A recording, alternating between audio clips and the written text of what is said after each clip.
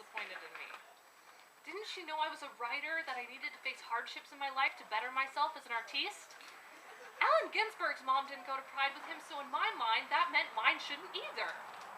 And my mother had grown up Catholic, for Christ's sake. It just wasn't right. As a teenager, I saw her displays of love and adoration for me as just another way she was so totally ruining my life. Then, during one of her delicate conversations with me, assuring me about something or other, I noticed a funny look in her eye. She wasn't really making proper eye contact with me, and her face had a faraway look to it. It was like she was speaking to someone else. There was the rub. It hit me all at once, to the point where I felt like Wile E. Coyote had dropped a cartoon anvil on my head. This outpouring of support was not for me. Rather, it was for my Uncle Jim, her older brother. She wasn't seeing me as we spoke. She was seeing a 6-foot-whatever gangly man with Coke bottle glasses who would have been 55 at the time if he were still around. See, my mother had grown up Catholic. Her parents were no-nonsense people, and they considered anything outside the teachings of the Bible to be nonsense. Jim had lived in such fear of their disapproval that he hadn't come out to them until the day he came home to tell them he was sick. They were still calling it gay cancer back then. My mother had always quietly blamed her parents for Jim's death. In her mind, if he had been supported by them, he wouldn't have caught the bug. I found that more often than not, a person's own guilt and their blame for other people go hand in hand. Not in a holding hands and skipping down the garden path kind of way, but more like I imagine the way a pair in a suicide pact would reach for each other at the last moment. They start off as completely separate entities, but before long, they end up a bloody, unrecognizable mess that someone else has to clean up. My immediate reaction to this newfound responsibility to my mother was bitterness, but that soon gave way to a feeling of immense pity. A week after my realization, I came back from a routine checkup at the doctor's office. I went to my mother's room and gently knocked on the door. "What's up?" she asked. I took a deep breath. I asked the doctor if something was Beg pardon? She asked. I took another deep breath. I asked the doctor, and he told me that lesbians aren't at serious risk for contracting AIDS. After a moment's pause, she gave me a short nod. "Oh, okay. Thank you," she said. In that moment, I realized she was looking directly at me. Her eyes were clear. She was seeing her 5'6", curly-haired klutz of a teenage daughter standing before her, and she was being forgiven.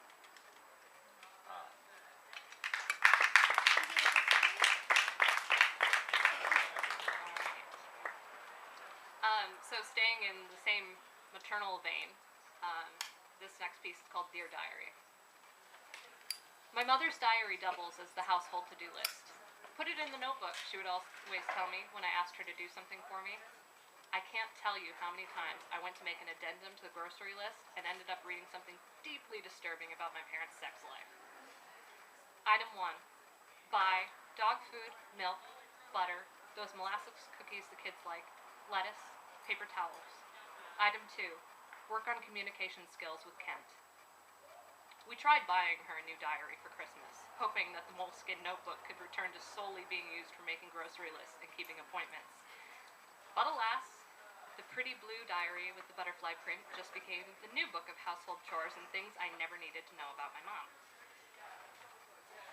Had that dream again. I'm making breakfast, and the clock on the microwave is keeping track of the years left I have on my life. Make sure to bring this up at the next therapy session. Item 3. Call dentist and schedule teeth cleanings for the kids. Item 4. Till the vegetable garden. Item 5. Clean up dog turds in the backyard. I know the obvious solution is to just stop reading the diary entries and mind my own business, but it's not that simple. It's like watching a car crash, although I loathe that cliche. You can't look away no matter how hard you try. But you know, now that I think about it, that phrase has always given me pause. While it's used generally with an air of schadenfreude, like we all secretly harbor these really messed up, macabre desires to see something awful, I think it's more than that. You really don't want to see it happen. You don't want to see bad things happen, and you know if you watch them happen, you'll probably be scarred for life, but we still keep our eyes glued to it, staring unblinkingly as the metal twists and squeals, as the air fills with the smell of leaking gas, as the drivers try to free themselves from the wreckage. Maybe we don't watch to fulfill any sort of gruesome subliminal fantasy, but rather because we watch because in the midst of such dramatic calamity is a primal truth we've all but evolved to forget. As we witness a car crash, we see time broken down into two categories, before and after. We see the one perfect truth in our existence, that no matter how much we build ourselves and each other up, we are only mere mortals. We are objects that outside forces act upon. We bend, we bow, we break. Item 6, do laundry. Item 7, buy stamps. Item 8, meet with financial advisor. Item 9, remember to ask a therapist about the dream. Item 10, pay bills. Item 11, mop kitchen floor. I still blanch when people tell me I'm just like her. I know I should take this as a compliment because she's a magnificent lady, but I think it's just part of human nature. Every time I laugh till I snort, every time I tell my brother to stand up straight, every time I go out of my way to introduce myself to a stranger's dog on the street, I whirl around. Surely those sounds didn't just come from my mouth. She must be standing right behind me. Or maybe I'm just imagining things. Yes, that must be it. In a twisted way, I think I'd prefer schizophrenia to turning into my mother. Because admitting I'm like my mother would require me to admit my own fallibility. If I am like my mother, then I have the potential to fall victim to the insecurities I've read about in The Notebook. If I fall victim to those insecurities, I might need a notebook of my own, where I can write about the struggles of menopause while simultaneously reminding myself to renew my subscription to the Sacramento Bee. Item 12, backup computer. Item 13, buy light bulbs. Item 14, smile more. Item 15, vacuum couches. Item 16, clean windows. Item 17, defrost chicken. Item 18, refill Prozac. So,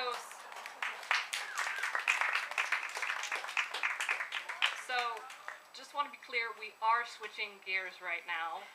I cannot stress this enough, I am in no way talking about my mother in this next piece.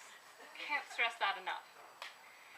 This is called Her, and I maintain that I came up with that title before Joaquin Phoenix's movie came out. Because it's a super original title. His skin is soft, impossibly so. It's all you can think about, really, how soft she is. Her skin, her citrus-scented hair, the rounded lines of her body. You've been with men before, though you loathe to admit it. They were not soft. Their bodies were all angles and hard lines. They did not religiously use coconut cream moisturizer, and their rough, calloused hands always felt like sandpaper against your skin. There is no softness in men, only bruising kisses that feel like a punishment and the inevitable stubble burn across your jaw and neck the next morning, the lingering flush of shame. There will be no stubble burn tomorrow, for her jaw is soft and hairless, dusted with a light powder that smells faintly of sugar. In fact, the only souvenir you will have from this encounter is the small toffee bloom of lipstick that has stained your pillow, and the lavender bruise she left on your collarbone, a promise that will have faded into nothingness by the time the week is out. She coos like a dove when you touch her, which makes you want to laugh and then makes you want to cry. She's so completely lost in you, which makes you feel self-conscious. There are a million things on your mind right now, but only one on hers. You. This makes your heart sink into the mattress. You are enjoying this not because you are with her, but because you are with a her. She is completely lost in you and your you-ness, but you are only lost in her herness. She is making love to you while you are merely participating in an activity. Your fingers graze her left breast and feel the quickened bunny rabbit heartbeat that thrums beneath it. From the way guilt is pooling in your stomach and making the bile rise in your throat, you know that that heart will soon be broken. You will soon have to reach into her chest and rip it from its home. You will dig your amethyst-colored nails into the veins and squeeze until the gentle, loving beat comes to a slow, shuddering stop.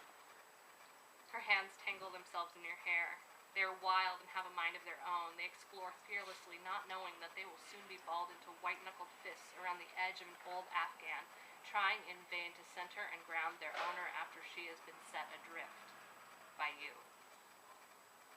You look down at her face, her soft, blissed-out face that is so open, so trusting, so weak, so vulnerable. You know that that face will soon be red and puffy, streaked with mascara stains that you put there. You will soon have to slam your door on that face and not open it again, and as you lean on it and listen to her sobs from the other side, you will have to assure yourself that you are making the right decision and that this is what's best for everyone. Still, as her body stops quivering and she begins to try to catch her breath, you press a soft kiss to the top of her head and pull her and hold her close. Soon is a ways off. This is now. She and her she-ness have given you so much already. You can at least give her now. You can give her tonight.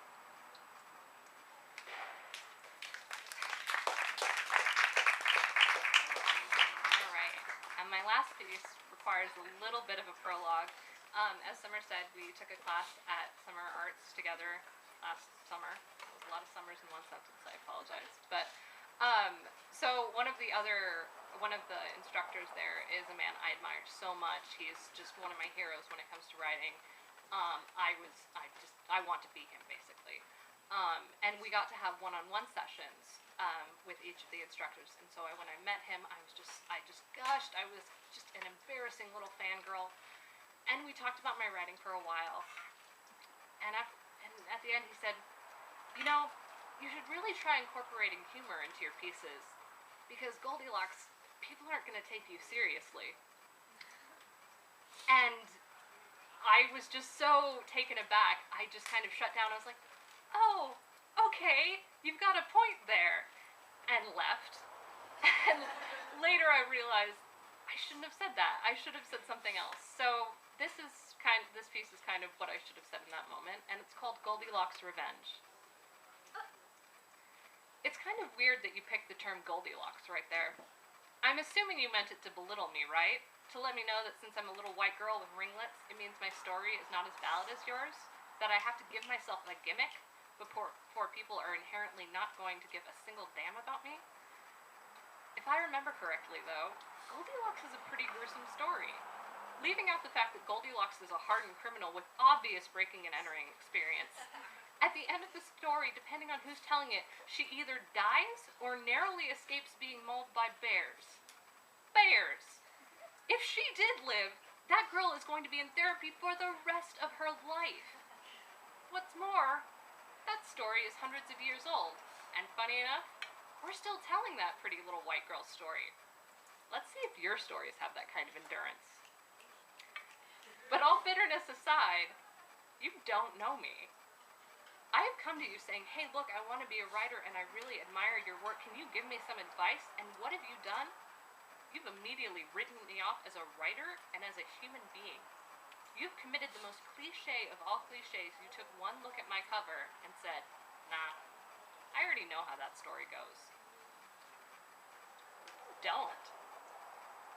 Because Goldilocks here spent years getting teased for her hair at school, having to dodge bullies who came at it with scissors and gum and all manners of instruments of follicular torture. Goldilocks spent years playing ice hockey in a misguided attempt to try and win her father's love and simultaneously release the rage that built every single day in her chest, though she didn't know why. Goldilocks spent even more years seducing men and leaving them at the last possible moment just so she could know she was capable of being wanted. Goldilocks has these and so many more stories, but you don't want to hear them because you think she is other, something lesser. What's your rationale there? Blonde hair don't care? Whatever it is, though, it doesn't matter. My story is just as worth telling as yours is. So screw you and your ice-cold porridge. Because you know what? I didn't want it anyway. And I'm just right. Thank you, guys.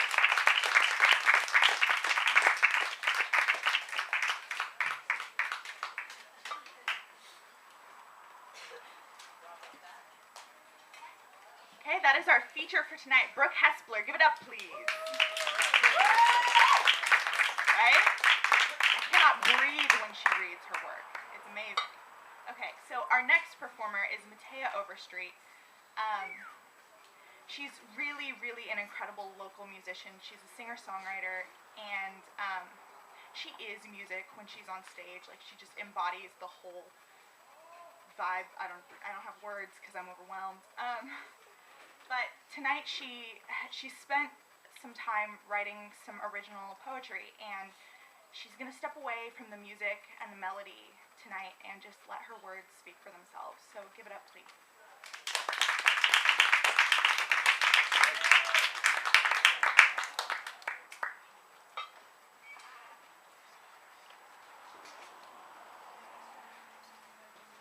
Hey everyone, it's my first time reading some original writing before. Thank you to everyone that came out to support. Thank you to Summer for getting me here. She really is my entire reasoning for being in this chair right now because she's helped me out so much. And I just want to point out that she has CDs for sale of her poetry album. I'm featured on it as a musician. There are 19 tracks, 20 tracks, and her work is brilliant, and you should get a copy, make a donation, and yeah, I'm gonna start. This first one is just kind of it's like a train of thought. Consider it like an introduction. I take chances with time. I watch the rush from afar. I brush ashes from my knees after the wind glides by, but she doesn't rush with her flying. Patterns eventually colliding at new heights, and she's right on time. As my breath is dying, she brings life. The dust on my jeans doesn't make them so dirty. My lungs are tougher to clean. I take my chances out on me. Control seizing on how long it will take for me to cease breathing. The need beneath my feet is the need to quit thinking and keep the pace. Hold on to that face of insinuating curiosity. You look lovely, dressed in wondering how I got to be this bloody shade of pink. Conceal me with your blink, guiding me with whispers. I'm spinning. Underneath the coat hangers that shelter me, the noise beyond doors dismantling, but the wind brings me rain from my favorite place in the north. So maybe my jeans and the windows and doors will be cleaner than they were before. Thank you.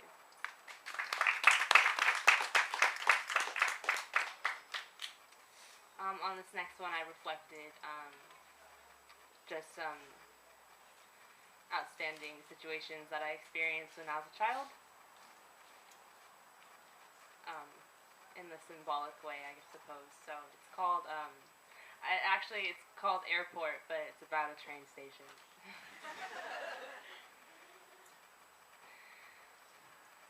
This terminal ringing, uncompressed distortion, it tingles the layers of my skin similarly to the 5 a.m. tumble out of bed on this new morning. My eyelids are no longer sticky but shrill. Sweaty columns of nobodies prick my skin with uncertainty. Where am I going? Sirens misplacing my mind. Is there an emergency? Will they find me? Inside my head screaming to dim the rays of strangers staring. What is the time? I stand beneath a wooden sign reading Platform 19. Waiting for my ears to ring once more, for the screech against steel announcing arrival and departure simultaneously. My back turns from the tracks to see if someone is watching tobacco ash flick from my thumb, the majority flustered, the flaps over my ears blushing with the blood that drained from my lips and my nose. The chill flushed my color, froze over my stature, enclosed in my own sacred silence. Stationary. I'm an international face, awaiting to be misplaced away from this rusty station. Thanks.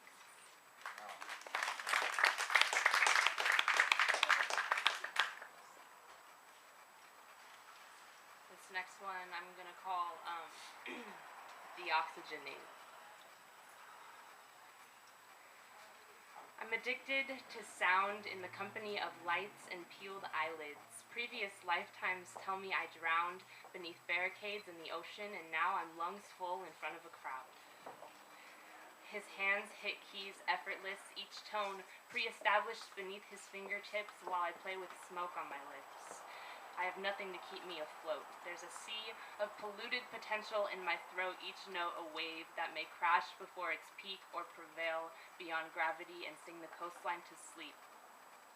I'm rooted in buoyous elasticity. Fire flickers under my eyelashes and in my left pocket. The people are watching clouds immerse from my mouth, and I wonder if we hear the same sound. Overflow as the chorus climaxes, the tide rising, demanding the control of volume and power. Deoxygenated, I took off my life jacket on the shore, and I tossed the remains in the soil. A flowering young star, sheltered in her own haze, setting her limitations, building barricades, she's sinking, overcome by the crashing waves of applause. Thank you. This next one is a collaboration me and Summer have put together. And so I'm going to call her up to the stage. If you guys can give her a round of applause.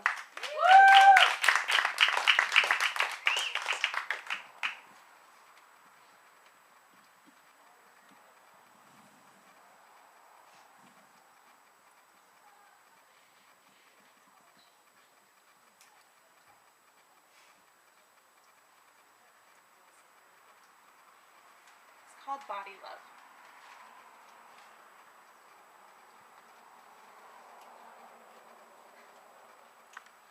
We are women. Her cheeks are spiritual, with a slope and know eternally more than you do. She needs not paint herself with any colors to hide or enhance. There is nothing about her that could be more than already she is. Her eyes are wisdom. Her lips are an invitation. I'm sure she feels like dusk and tastes like cinnamon. Two-toned fire falling at her shoulders and a body that bends at the hips. Kisses were made for her lips. There's no story that isn't held in her eyes. Cloudy gray and blue. Ask her, and she'll read a poem for you. This body once made an apology of itself. These legs were called candlesticks, words thrown like stones, breaking the frail bones that have held me up.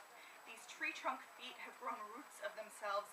These breasts were once shamed into feeling like they should be smaller, should be less. These curves will not apologize. Manipulate my name and make me shameful of the way I was made. It was only 5th grade, but any age is too young to learn hate. As I took my shape and forgave, strangers dug graves. Made a pile of my newly corrected smile and my evolving face. I went online to find a page where all my dignity was erased. Lies circulate, but my mind wins every race. We are beautiful women. To the guy with the red solo cup and sneaky grin, I do not trust boys with big muscles. You don't intrigue me as you hang out the passenger window, and no, I'm not running with my hair up to hitch a ride in the back of your pickup. To the guy who texts me asking for a naked picture, no. My body is not something to be handed over for one-sided pleasure. You laughed when I wasn't trying to be funny. Other women you condemned had you thinking I'd be as easy and uninteresting. Getting drunk and passing out on your bed had you concluding. You seem to have forgotten my honesty. We read books on philosophy, and for once, you stimulated my eyes and mind at the same time, but you left that night behind. To the guy who pushed me up against a wall and kept trying to kiss me even though I said no, I hope the next girl screams. I thought I was to blame that the words I had said led your lips to my face, that I'd done too much before I ran away. But I remember your selfish taste. My intentions didn't stray, just a friend. To the guy who poured me vodka, Mountain Dew, and maple syrup and escorted me to a bathroom floor, I am more than sweat and moans on cold tile. We are strong women. To all the men, love this body above your own. And secondary to my mind. And I will show you what it feels like to be loved by a woman. With lips and brains and body. A woman who has known pain and hate and has come to love her Thighs, breasts. hair. These curves can serve as a roadmap to your pleasure, but you have to find me with your mind.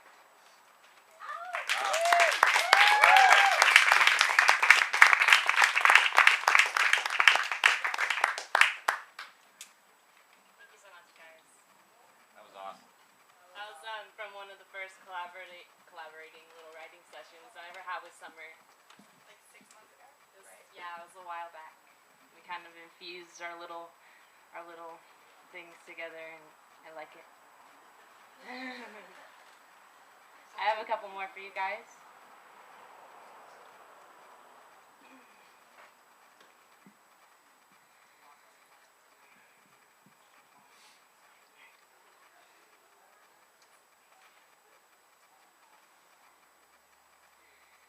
He paints me opaque.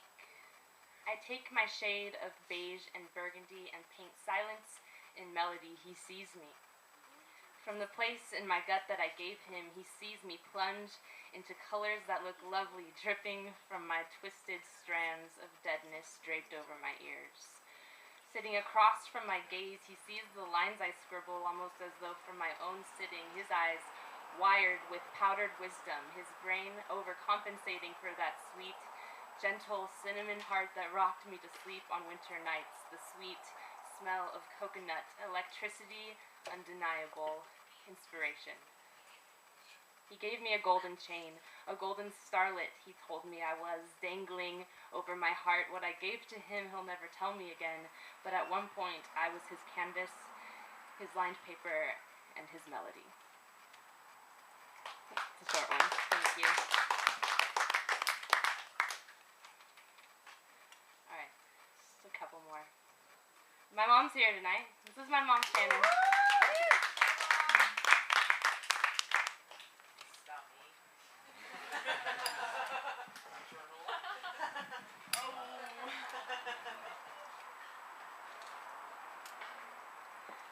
I lie awake in hiding.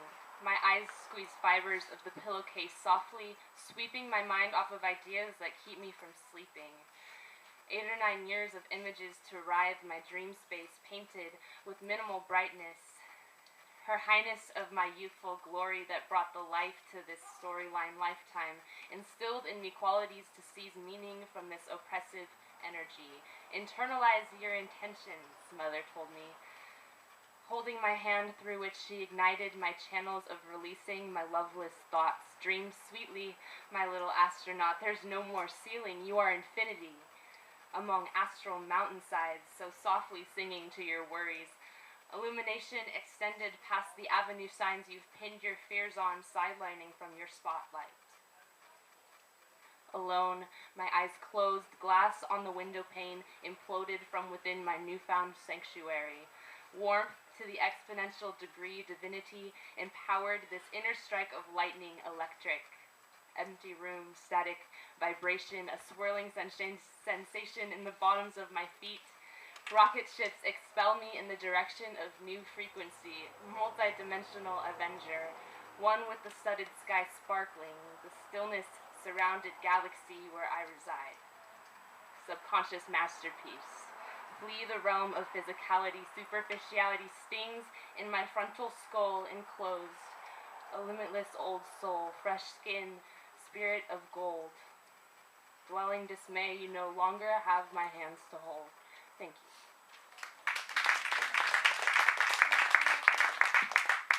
Okay, this last one, it's a little longer, and I'm going to call it chemistry. The only thing I remember is a quivering of my upper lip the first time both your eyes landed on me at once. Spending weeks rest in your peripheral vision, the exchange of body language guided us to the days that followed us hesitant blinking to appropriate the wandering of your pupils over the surface of my body. You can tell I love attention, reacting to your breath from behind me, startled. You comment on my sterling diamond studs after you acknowledge the ears they squeeze. Pristine, said your eyes that looked away before I could see them. Surprising how memories can be refined from pictures to sentences fragmented to fit the time frame before I can capture you again. This goddess versus godless infatuation, the first to speak before spoken, the fact and philosophy infused, contrasting the frost on the tips of your twisted dreadlocks. Hats off to the freshness of your image. Intimate scholar seeking realness beyond your own story. Hometown tenderness, I can feel your family swollen on your shoulders from wherever their souls are sleeping. You've seen faces bleed for vengeance that you don't need, but to teach me your history.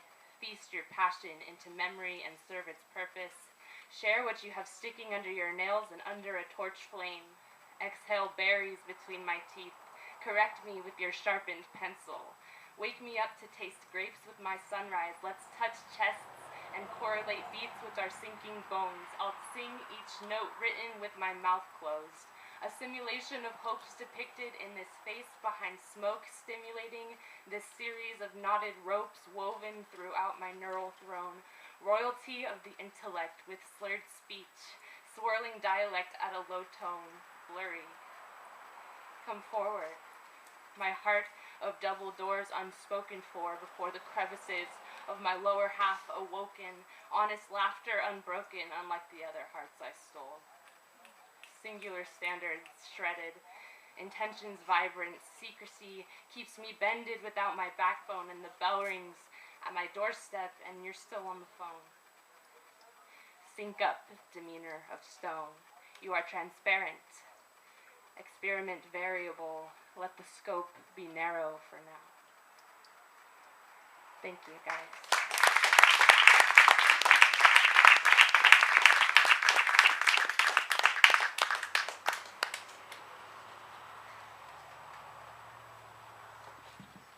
Give it up for Matea Overstreet, please. Like she said, I have a spoken word album available here. She is featured as a musician. Jarrell, who also performed tonight, is featured as a musician. They're cheap. You should get one. Okay, up next we have Lovecore.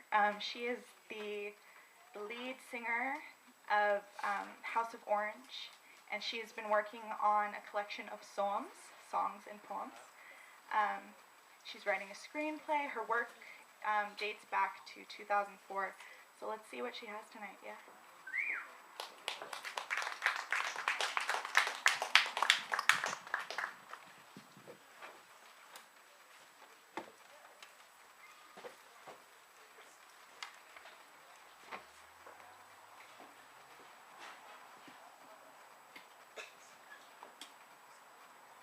Let's give it up for Summer and Nate for doing this for us, and for all the artists and poets and art for souls out here. I think they have a lot of good things coming. Okay.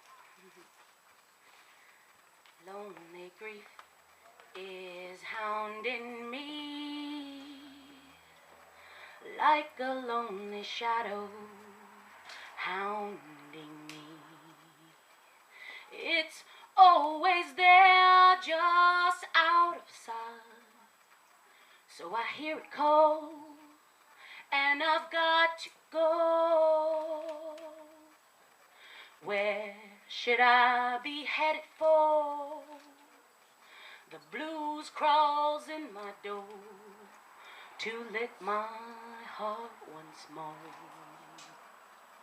Love lives in a lonely land where there's no helping hand to understand. This is called Cat Dog. Roots stood their ground and up to the giant gave a fee to scare. Big fat fi try to trample little foes, take your fun right out of here. Crawl up the stalk, but not for heaven, to a kingdom you can eat. Swirl through the sky, spreading green-legged leaves, and your romaine nest like leaves. Granular glasses bead profusely. Dare thee to drink from a vase so rusty. Tip ye another till you're hot as a lump, and you're cold with desire for this carpenter's cup. Buggies with superpowers, witches on wheels. All eyes on you while you're trotting through them hills. Stands with a fist, a wax and a wick. Got a black cat dog and a red broomstick.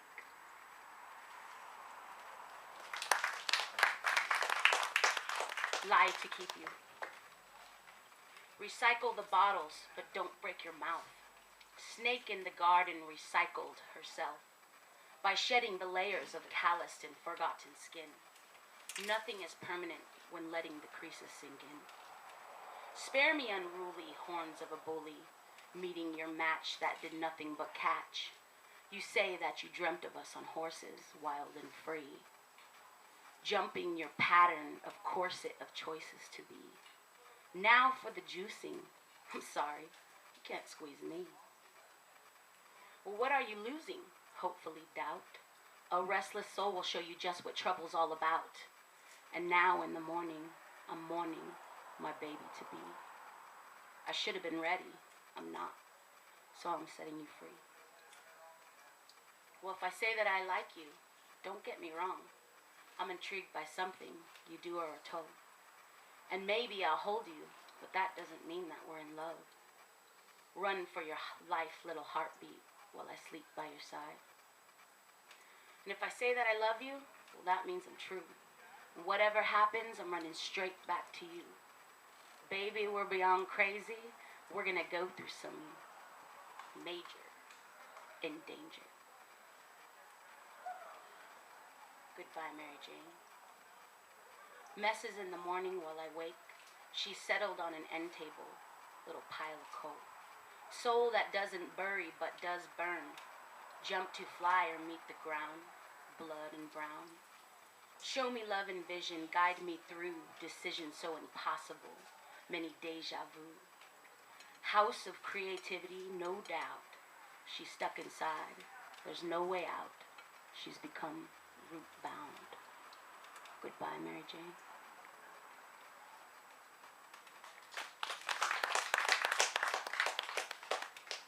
So, I guess I should talk a little bit. So I'm not nervous, so nervous now.